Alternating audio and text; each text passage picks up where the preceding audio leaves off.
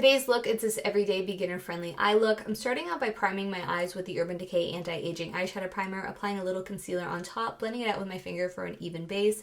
Then with the Hourglass Curator Minimalist Eyeshadow Palette, I'm applying the shade in the top left with an Omnia BOM-416 brush, applying it to the inner corner and all over the lid. Then with the shade in the bottom left-hand corner, I'm using this flat shader brush to apply it to the outer portion of the lash line, really smoking that out. I literally got this brush from Hobby Lobby. It's a paintbrush, but it's so perfect for smoking out the lash line and applying liner and things. I'm next going to use the brown in the top right-hand corner with a Omnia BOM-429 brush, kind of smoking out that outer corner, really blending out that top edge, just to add a little bit of definition.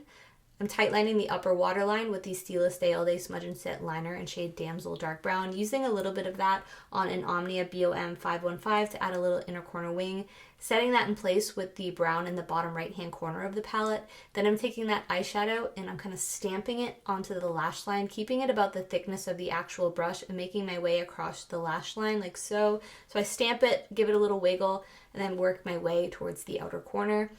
I'm going to be creating a wing in the outer corner, and to map that out, I follow the upward slope of my lower lash line upwards as if it were to continue onwards, and then connect it with the rest of the liner. I'm using that flat shader brush just to smoke it out just a little bit. I'm going to be curling my lashes, adding mascara, as well as a couple of individual falsies in the outer corner, which is totally optional. And then here's the final look. Thank you so much for watching. Be sure to subscribe down below and hope to see you in the next one. Bye.